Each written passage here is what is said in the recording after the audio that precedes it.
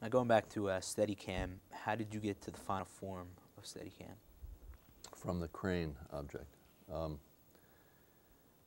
Unfortunately, it was pretty clear that the crane was not a commercial object. It was too heavy, too clumsy. You could never sell this collection of bungee cords running through pulleys to somebody. It did work. I had the eerie feeling that something might work better than that.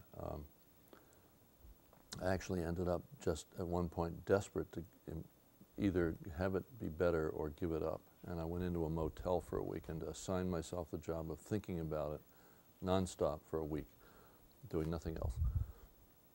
And I made drawings and brought drawings and inspected them and just started all over again, morning and night, you know, waking in the middle of the night, taking room service, not talking to anybody, not watching television, like forcing myself to go over the whole thing because I had a feeling it was in there someplace. And if not, I wanted to be done with it and out of it because I knew nobody would ever buy the thing. And I actually, in the end, found a simpler way to do it, very like the present way to do it.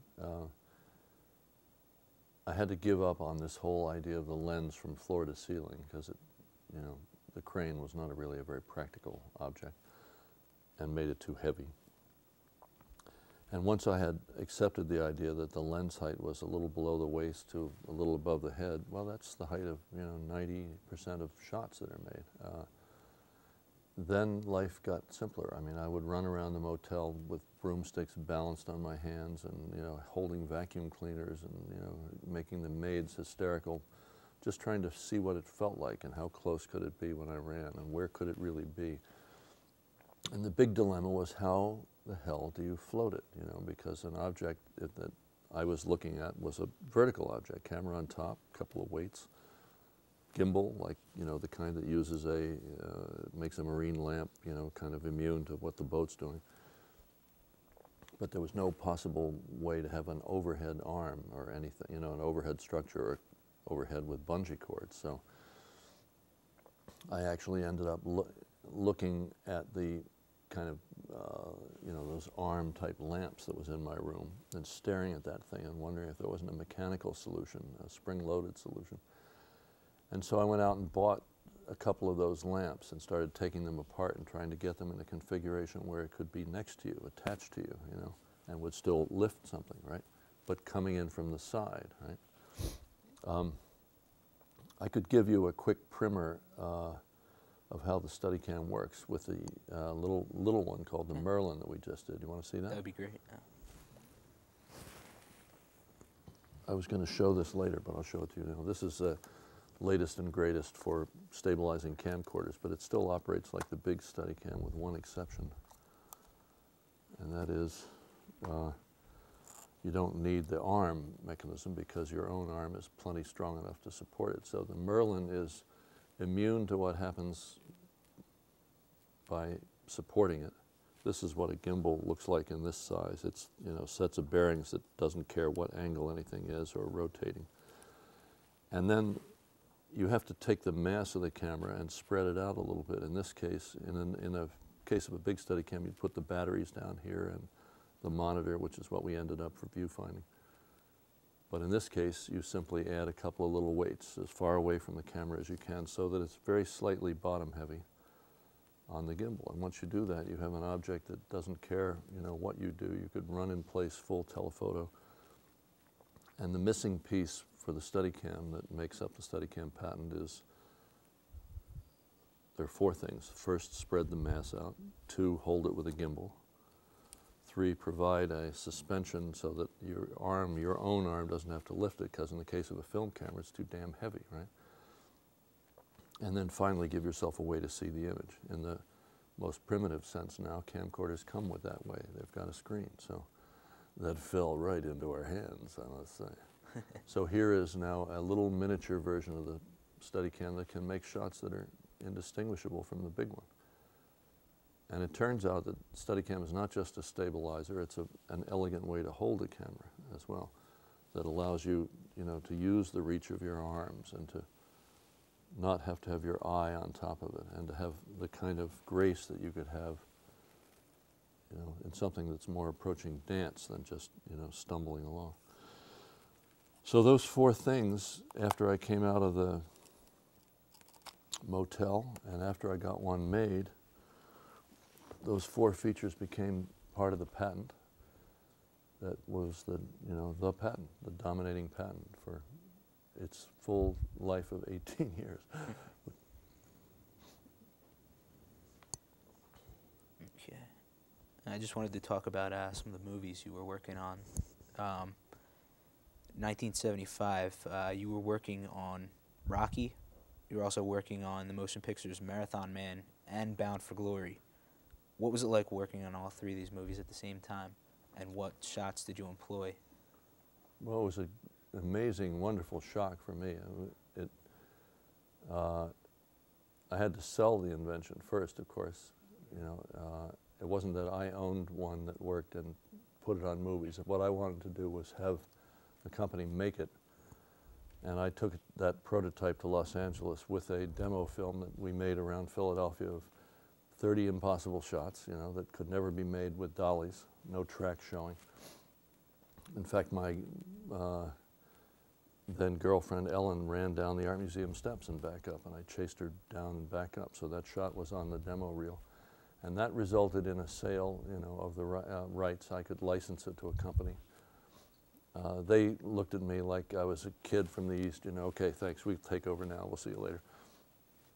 And I, you know, because I didn't really speak the language of engineering, I could sort of speak archaic movie language, but I didn't speak engineering, so they wanted me out of there, you know. And 7 months later, I came back, and the one that they had built didn't work. And so, since we had these films you mentioned coming up, because the word had rapidly spread, and people had seen this demo, including Kubrick, they had to copy my original prototype and equip me with one that, you know, had a better camera on it than my old World War II Arri. And I ended up, my first shot was on Bound for Glory, which was an astonishing shot. Haskell Wexler was the director of photography, and he dreamed up a combo shot right out of the box. Step on a crane, you know, ride up on a crane, start shooting, ride down on the crane, step off the crane as Carradine starts walking, and take him through a crowd, and then back again, 4 minutes. We only even had one magazine, so we had to reload the mag in between each take. It was amazing. I'd never even laid eyes on a Chapman crane in person, a Titan, and there I was standing on one.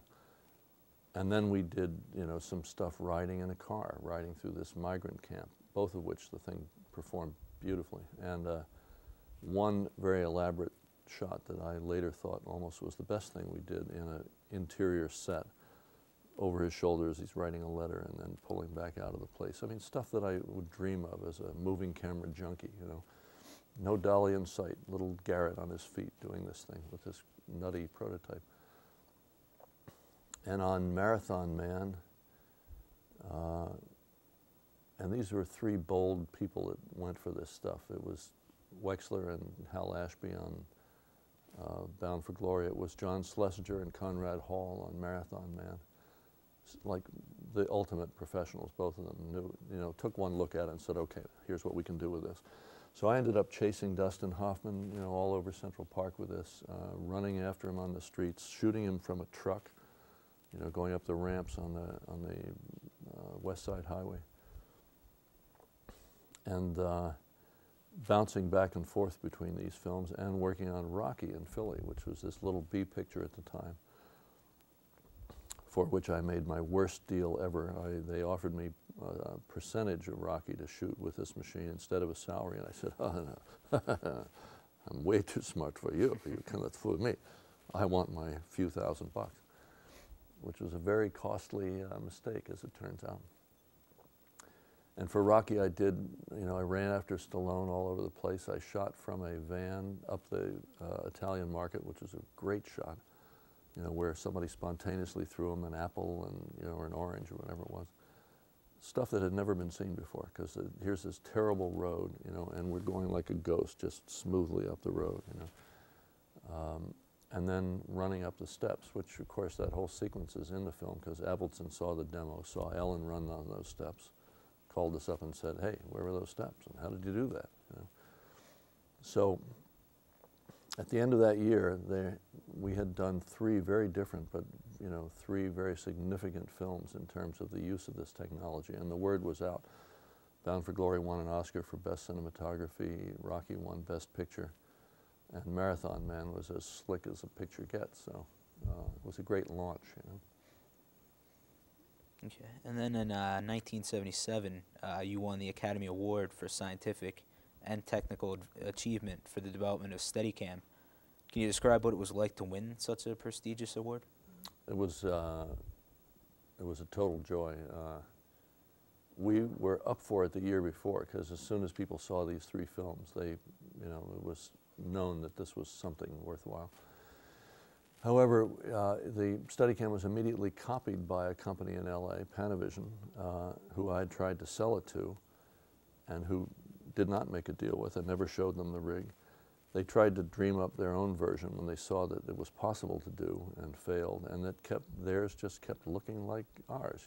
We found them hiding in the scenery, shooting photos of ours and various other spying operations. Even I suspect a little industrial espionage on one film that I worked on, where somebody poked my gas tank and caused me to have to drive off to get the tank fixed, and then came and photographed it the minute I left. So Panavision unwisely put theirs up for an Oscar and got the Oscar delayed a year. And fortunately, the Oscar committee took one look at all the evidence and said, go to them, and gave us the award. So in '78, it wasn't as undramatic as it might have been, but there was a lot of drama associated with it. But I ended up, knowing that I was getting it, waiting backstage. My licensee had unwisely suggested that somebody demonstrate it live on video. So a guy ran down the stairs with another microwave guy behind him. Great opportunity to trip him and make him fall. And I said to my friend, the licensee, Ed DiGiulio, I said, listen, I don't think this is a great idea trying to do it live, because what if he falls? In front of 1 billion people on television, your new invention is going to be shown to be lethal. Picture it, Ed. He falls, he trips, he rolls, he's strangled in the cord, he's bleeding, and he's unconscious. The camera isn't going to leave. It's going to stay there. He said, you must be out of your mind. I said, if he falls, I will strangle you on live television. I will strangle you on live television. So the guy starts running, we're standing backstage, and he disappears behind some scenery, and there's a crash. And Ed goes just dead white, we're like this, and then he continues running. The crash was something else. Somebody had dropped a flat, But so by the time both of us came out, the adrenaline was going like this, After that, it was great, it is a fun experience. It's the whole, limo, Beverly Hills Hotel in the morning at breakfast with the Oscar thing, So I did get my shot at that, which is fun. And I just wanted to talk about a few more movies that you worked on. You worked on The Shining, which was directed by Stanley Kubrick. Did you enjoy working with Stanley? Yeah, enormously. He's, by reputation, tough, difficult, and demanding guy, I was ready for that. I was totally there. Stanley, by the way, saw this demo, the early demo, and sent back a telex immediately saying, this is going to revolutionize the way films are made. And oh, by the way, there's a place in the demo where you can see a shadow that gives away how it's done. And, so we all went, oh my God, went and ran and looked at the film. He was right. We had to cut out a shadow in the demo. So by the time I got there, he had actually half designed the movie for Steadicam.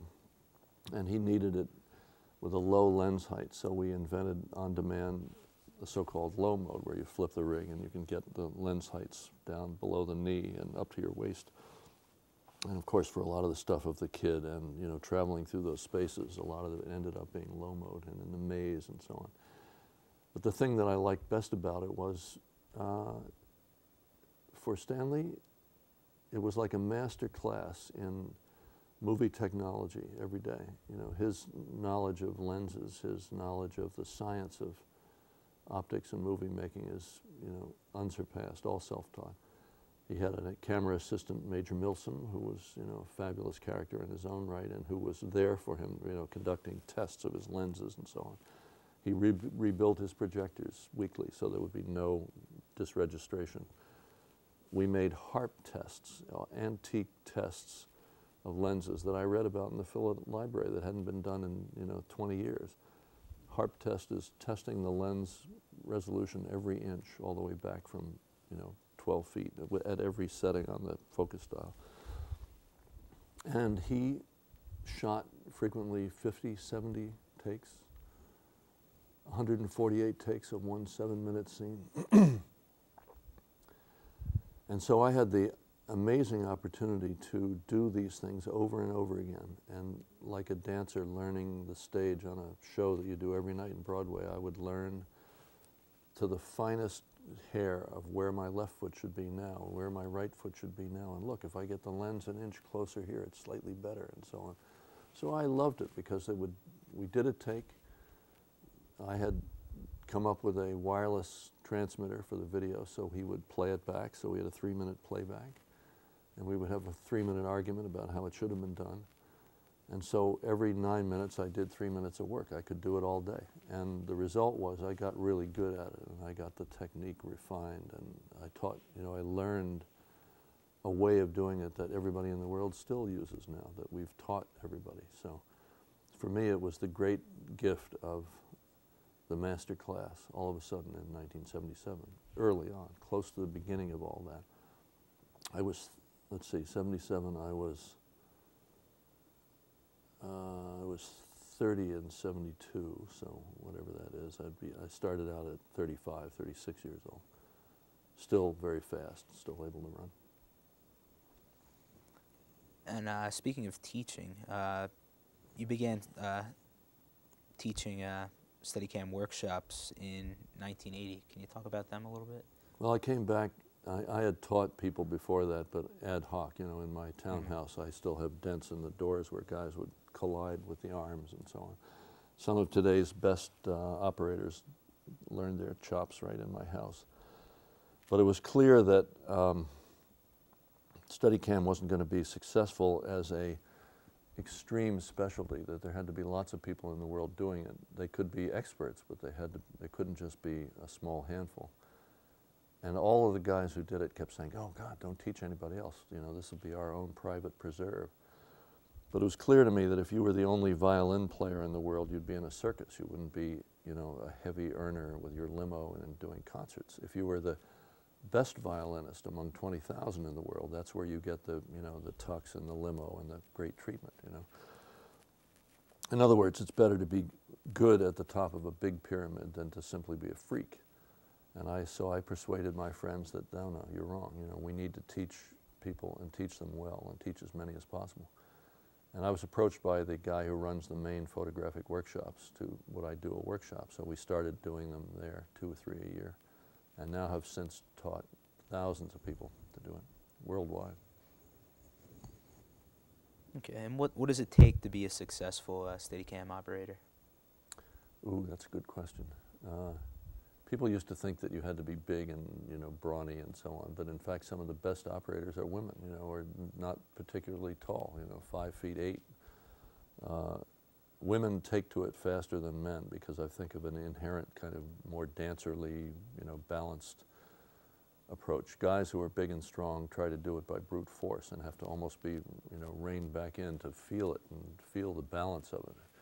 It's quite a lot like balance. It's quite responsive to the way you stand and so on. So I think that it is, first of all, an instrument for people that are really serious about the art of the moving camera and have the ability to concentrate, control over their level of concentration, because it takes a lot of concentration, and who are, reasonably graceful physically. And more than that, it takes somebody that has a filmmaker sensibility, that's a good operator, that has an idea what they want to do with a moving shot. And Steadicam is like violin playing. There's nothing random that happens. You have to will something to happen, and then it can happen if you have the skill. But if you don't have the will for a specific outcome, you don't get it. It's not a good reactive machine. It's a machine where you plan ahead and you make something happen. So okay. Quite fascinating, actually. You would enjoy it. I wanted to talk about. I was kidding. I wanted to talk about some more of your inventions now. In 1983, you created Skycam. How did you come up with the idea for Skycam? Skycam was the result of a conversation with Merlin Olsen, a football player who had a costume role in Little House on the Prairie. And I used to work for Landon a lot because it was just fun. He had a great crew and it was extremely low pressure. And he liked to experiment with what we could do new. But you know, on any job like that, they're endless sitting around in costume, waiting, you know, till something or other is ready. And we started talking about the way football is covered, which is cameras way back in the sidelines, you know, with long lenses and so on. And I kept thinking to myself, you know, there really needs to be a way to get a lens down in among that all, you know, and to have the access to the huge volume of space where no camera goes above a game, you know, or a concert or you name it. And Merlin allowed us how that would be a good idea if you could get a camera up in those spaces somehow. But of course you couldn't have a crane or anything big and heavy. So it would have to be something that, you know, was of an unknown quality. And that was in '79. And on the way home on the plane, I kind of sketched up something that might do it. And I had been given a new calculator, and I just abstractly thought, if you hung it from wires, because there would either have to be some kind of truss, you know, that moved along a stadium, and that just seemed ridiculous. But I thought if you hung it from wires on a gimbal, like a Steadicam, and if all the wires took in, it would rise, right? If those two took in and those two let out, it would move sideways. And it was clear that some combination of taking up and letting out could put it anywhere in a stadium, right? And I thought, well, the wires would probably have to hold tons, you know. And on a whim, I just imagined that the camera weighed 50 pounds and worked out just empirically, because I'm not a mathematician, but it was not that hard to work out that, you know, if two wires held it at 45 degrees, they would each hold, you know, the weight of the camera. That's not bad. If four wires held it, you know, they would hold half the weight of the camera. And then I just kept changing the angle. And of course it goes up. Every time the angle goes in half, the tension goes up. And I realized that if the wires only held 100 pounds or so, you could still get it up to 7 degrees or so, which is really high in a stadium if you have it on the light stand. So, and then I didn't do anything about it until '83, and then it just seemed to me, you know, I was in a place, I'd done a lot of movies, I was in a place where maybe I should do something else, you know. And we put together a team to see if it could work. In fact, sat in my kitchen with a key on 4 reels of thread, and 4 of us were reeling in the threads and taking it up and seeing where the hell the thing could get in my kitchen, you know. And we all looked at each other and said, this could work. You know. It wasn't a very bright thing to think at the time, because it drove us mad doing it in 1983. There weren't, computers didn't exist that were right for it, the motors didn't exist, but we did elect to launch and do it. Okay, where did you first use Steadicam? Skycam? Or Skycam, rather. First job we did it on was one where it was really not ready. We tried to shoot the Natural, the Robert Redford vehicle in a baseball stadium in Buffalo. And I had a tiny IMO camera, you know, hogged out and made very light. And the rig had one safety thing we put in that we immediately took out after this event. That was, if something went wrong for any motor, all the motors would violently take up, just to get it up out of the way. The theory being, if anything went wrong, you'd want it all, you know, up, gone someplace. And the stadium had very terrible electric power in it. It was an ancient stadium, not currently used. And one of the motors lost power. And this instruction that we had put in the primitive computer had an Osborne computer, terrible computer. And so as soon as it saw that it lost power, it instructed all 4 of the motors, the other 3 to go up violently. So I'm standing there with Redford talking about what we were doing, and the director and Caleb Deschanel, the cameraman, it was a friend of mine. And I'm saying, and then the machine can you know, fly anywhere in the stadium if this motor takes up. And I'm explaining, and then suddenly there was a little like power glitch, and the thing went poof, wah, and just disappeared from sight. And we looked up, and it went way up higher than the light towers, you know, because it had just kept shot like a bow. And then it came down to about 100 feet of altitude, and it bounced, and it went back up again. And Redford is standing there looking at this thing, you know. And I said, And that's one of the safety features that we just built in. If there's a power loss, it takes up and gets up out of your way. And Redford's looking at it, he goes, yeah. He said, well, that seems to have worked. I said, yeah, that's it. But we never actually ended up shooting anything on that film. The first real job we had was a football game for the NFL. And the film Birdie, I think, because Panavision had made me a camera for it, an ultralight camera. Okay. And where is it used today? Well, Skycam took its time getting accepted in football. It took 18 years. You got to be very persistent in the inventing game. The original one worked great, but it was way ahead of its time, and we couldn't earn enough money to keep the factory that I had established alive, so we had to sell it to the Japanese. So there wasn't any Skycam for, I guess, 7, 8 years, something like that. And then I had the opportunity to do Skycams for the Atlanta Olympics, and by then computers were cool, cameras were small. The original one was 50 pounds, the Atlanta one was 12, all in. And we made 4 of them, and then those ended up being used for the XFL, that short-lived, funky football deal, right? And by that time, video games were out, and you know, kids watching football were used to the close-in, really exciting shots from video games, and were fairly bored by these big wide shots. And eventually, the NFL took another look and said, well, you know, we got to do this. So now there are 5 high-def Skycams. They work all over the world on, you know, everything from soccer to concerts to auto racing to, of course, football. They're a mainstay of football. And the shots are great. They're everything we imagined. They're low and, you know, pursuing the quarterback, and they're rising up, and they're, you know, anywhere in the field. Just took a hell of a long time to happen. In fact, the patent is expired. All right, we'll take just when it got popular, the patent. We'll take a short break now. Okay. Thanks. Go to the end. What's that? Go to the end. Just keep asking questions? Or? Yeah, okay. Going back to Skycam, you recently won an Academy Award for Scientific and Engineering Achievement. How does that rank with the other awards and achievements? There are 3 classes of Oscar. There's a statue, which we got for Steadicam. There's a plaque, which Skycam got.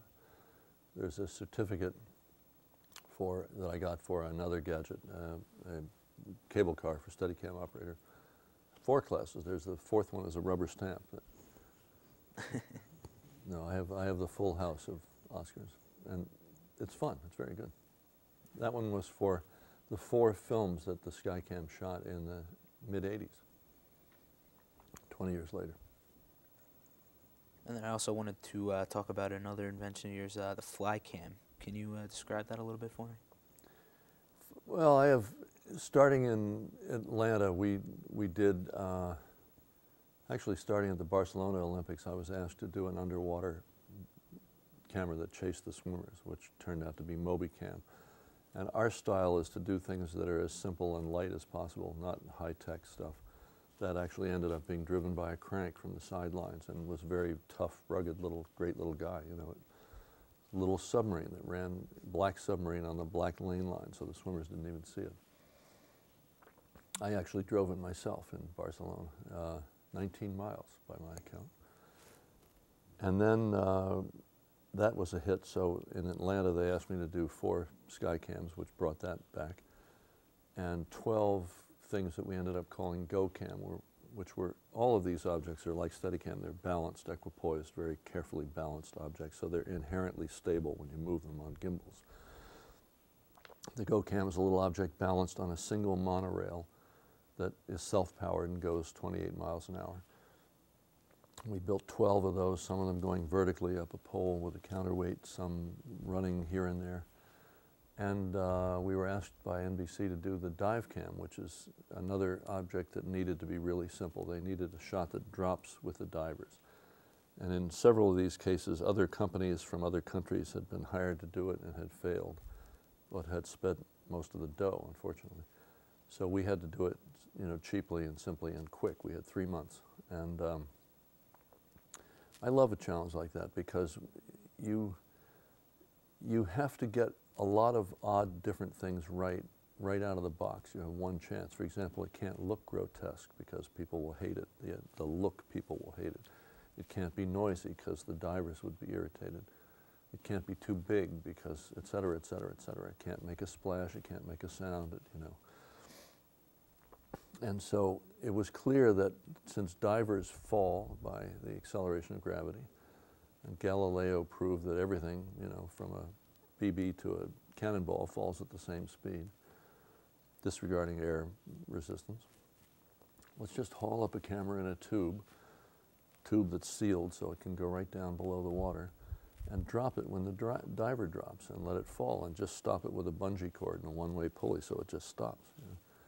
And that's how it worked. The only tough part of it was we had a special tube extruded and, you know, a Lexan window and the whole business. I ended up having to dust the window every day to keep the dust off. And it worked like a charm. And the whole tube panned left and right to keep the diver in frame, and the camera tilted by remote control as it fell. So the guy with a joystick is turning a 700-pound tube when he goes like this and tilting a 1-pound falling object when he goes like this. And it was very bold and worked great.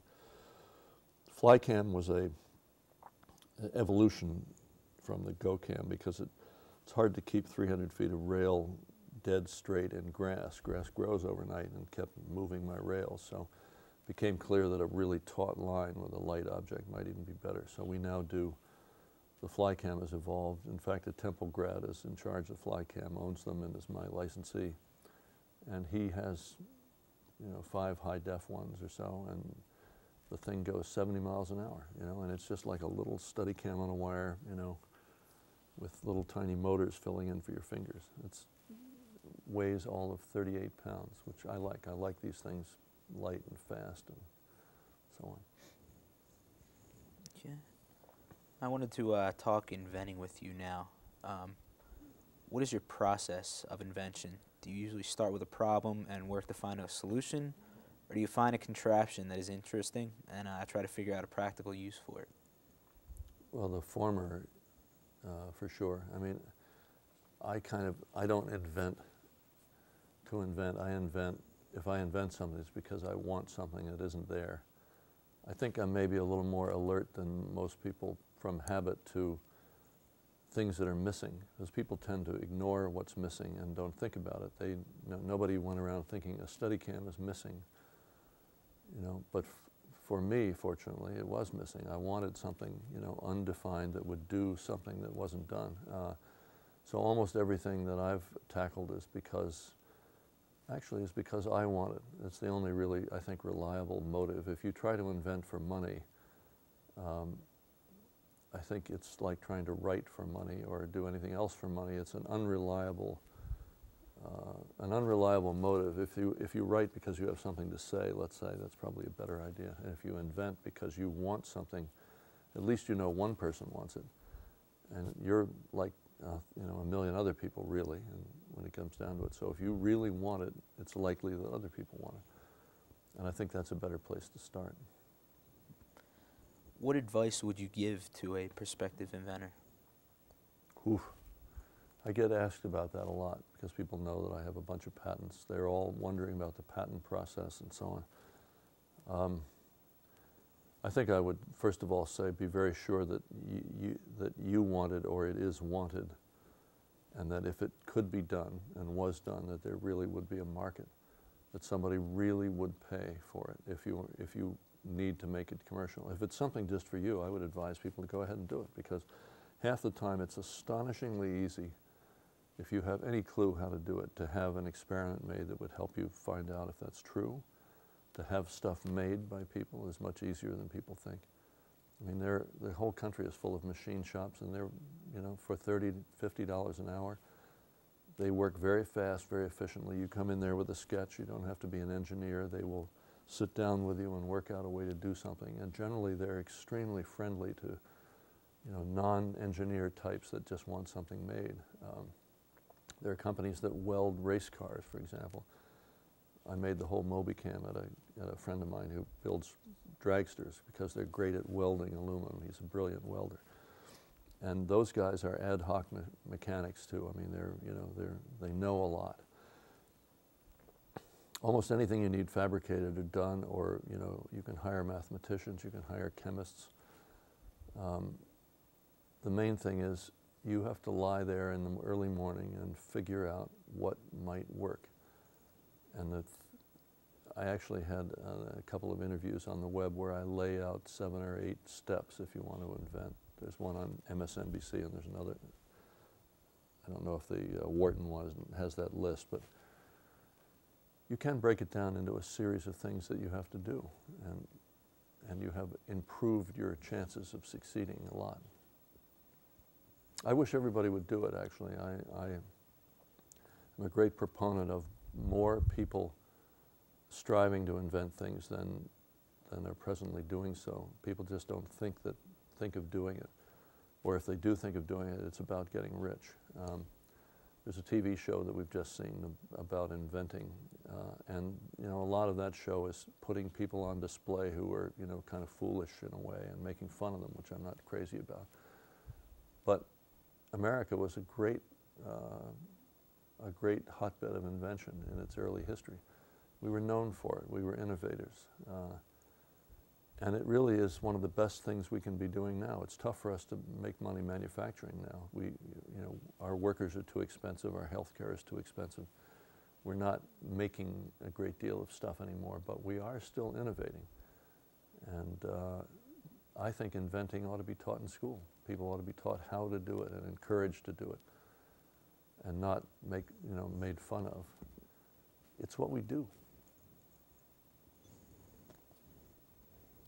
I've read somewhere that you've been working on a human-powered walking machine. Can you talk a little bit about that? I started doing that on The Shining because I think I've identified something that's needed. I want it.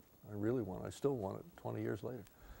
I've tried 6 or 8 different ways of doing it, and I'm not happy with them yet, but I haven't given up. If I was to describe it to you, I think you would want it as well. We live in a paved world, an urban world.